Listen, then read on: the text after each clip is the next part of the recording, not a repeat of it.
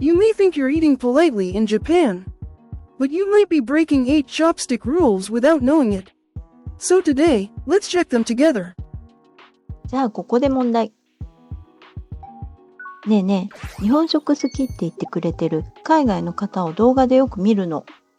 日本と海外のテーブルマナーが違いすぎて興味深いんだよね。So you're interested in the differences between Japanese and overseas table manners, Manako. Different cuisines come with different tableware and utensils too. そうなの。利き手にもよるけど、和食だと左にお茶碗、右手にお箸を持って食べるんだよね。だから両手はテーブルの上に出てるの。左手サボってたら手出しなさいって母に注意されたの覚えてる。I see. So when you were a child, you were taught at home to hold the bowl with your left hand and not to leave it idle. Japanese meals are based on plain rice, with side dishes like meat or fish providing the flavor. Soup bowls are also meant to be held. You pick up the ingredients with chopsticks, and it's normal to bring the bowl to your mouth and drink the soup directly. だから海外の方がお茶碗を持たずに食べづらそうなのが気の毒で、行儀よくされているのが伝わってくるの。きっと使わない方の手は出しちゃいけないんだね。You notice that overseas visitors are being very polite, even though it looks difficult to eat that way. In many Western cultures, plates are not lifted. The hand you're not using usually rests on your lap, under the table. Food is eaten by cutting, stabbing, or scooping with knives, forks, and spoons. 私も学生時代に修学旅行でテーブルマナーを教えてもらったのが蘇ったよ。カトラリーは外から使うとか、ナイフ、フォークの使い方とかね。和食だと左手はお茶碗を持ったり、器に手を添えたりして、倒したりこぼしたりの失敗を防げるからね。遠慮しないで手を使ってほしいな。So you learned Western table manners during a school trip. Yes, knives and forks are used from the outside inward, and there are different types of spoons too, like dessert spoons. Japanese bowls are designed so you can eat hot food while it's still hot. That's why many of them have a small base, called a foot, to make them easier to hold. Using your left hand to hold the bowl or support the dish helps prevent spills, so there's no need to hesitate. まだ見たことないけど、フィンガーボールも知ってるよ。芸人さんが間違って飲んじゃったってネタにしてたので覚えた。手を使うこともあるんだね。日本でもお寿司を手で食べるのは粋な感じに見えるよね。お醤油つけるのも楽だし。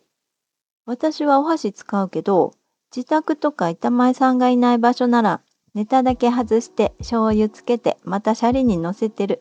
邪道だって怒られそうだけどね。So comedians turned that finger bowl mix-up into a joke? Your little mishap actually became part of your knowledge, so he can rest easy now, huh? Eating sushi with chopsticks can be pretty tricky, so sometimes it's easier, and kinda stylish, to just use your hands. At home, you take the topping off, dip it in soy sauce, and put it back on the rice, right?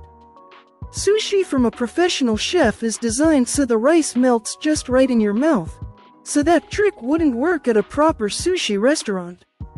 By the way, if you dip the rice in soy sauce, it falls apart, so you tilt the sushi and just touch the topping. 大丈夫。そんな高級店には行けないから心配ないよ。お箸に慣れていない人は頑張れば頑張るだけ下の方持ってるね。上の方持つと楽につかめるんだけどな。あとお箸には実はいろいろ NG な使い方があるんだよね。Chopsticks are made of 2 sticks, and each has a roll. The top chopstick is held lightly, like holding a pencil, using your thumb, index finger, and middle finger. The thumb supports it, while the index and middle fingers move it. The bottom chopstick rests on the first joint of your ring finger and is fixed by the base of your thumb. This one doesn't move and supports the food. Let's go through some Japanese chopstick manners to avoid. There are 8 of them. Number 1. Pointing chopsticks. Using chopsticks to point at food or people. It looks like pointing with a finger and is considered rude and dangerous. Number 2. Hovering chopsticks. Moving your chopsticks back and forth over dishes while deciding what to eat. It looks like you're judging or selecting food, so it's disliked. Number 3. Pulling chopsticks. Using chopsticks to pull plates or bowls closer. It can cause dishes to tip over or get damaged, so use your hands instead. Number 4. Licking chopsticks. Licking food off the chopsticks. It doesn't look nice, so it's considered bad manners. Number 5. Sticking chopsticks. Sticking chopsticks straight into a bowl of rice. This resembles a funeral ritual in Japan, so never do this. Number 6. Resting chopsticks across a bowl. Placing chopsticks across a dish like a bridge. This can signal that you're finished eating. Number 7. Passing food chopstick to chopstick. Passing food directly from one pair of chopsticks to another. This also resembles a funeral ritual, so it should never be done. Number 8. Gripping chopsticks. Holding chopsticks in a fist. It looks childish and makes them harder to use. わあ、まとめるとたくさんあるね。私も日常で箸置き使わないから私ばしやってるわ。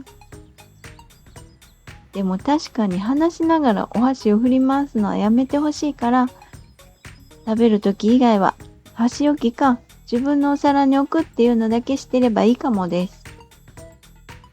だってフォークやナイフを振り回して話す人見ないからきっと同じだよね。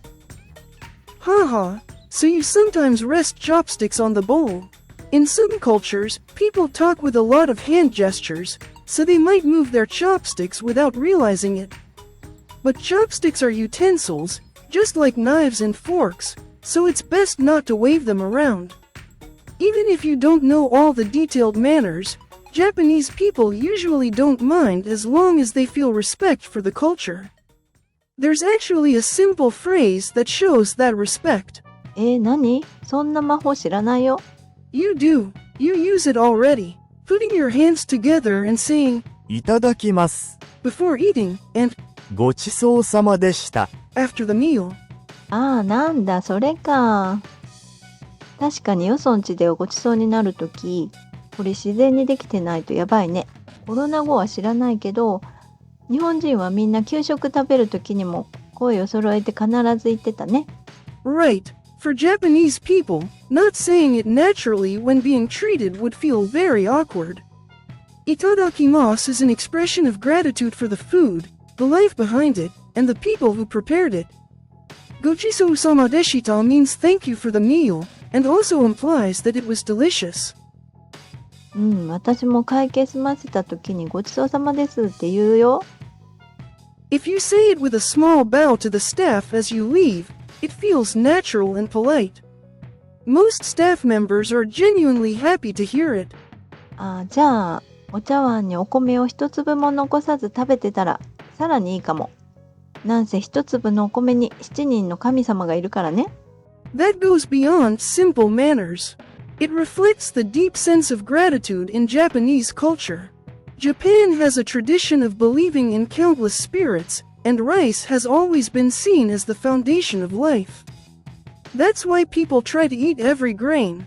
If rice sticks to the bowl, adding a little tea and rinsing it helps. 江戸時代の食文化で、食事の最後、お米の粒が残ったお茶碗にお茶を少し入れて、たくあんでさらうって紹介してた。That's right. It's the ultimate eco-friendly system. The oil is removed, the rice comes off, and the bowl is already half cleaned. It's extremely practical. じゃあここで問題。和食でお箸使い最難易度のメニューは何でしょうか？ That's an easy one. The hardest dish by far is grilled fish, especially whole fish with bones. 正解。お魚本当に難しいよね。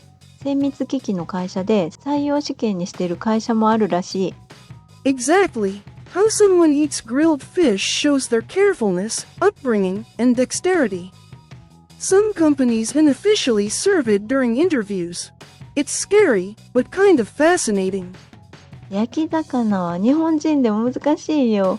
こんな採用試験怖い怖い。私なんて尻尾の付け根でどうにもちぎれてくれないとつい手で押さえちゃって。大丈夫だよ。骨が喉に引っかからないようにだけ気をつけて気軽に食べてね。食べた後の散らかりが気になるようだったらちょっと端っこに寄せておけばいいんだよ。 That's the right attitude. In Japan, enjoying the food is more important than eating it perfectly. There's no tipping culture here. So instead of a tip, enjoy your meal and say gochiso-sama. そうそう。チップ渡されたら困るよ。本当にお気持ちだけで大丈夫です。But please give us some hype, like us, and subscribe. See you next time. ぜひぜひよろしくお願いします。また見てね。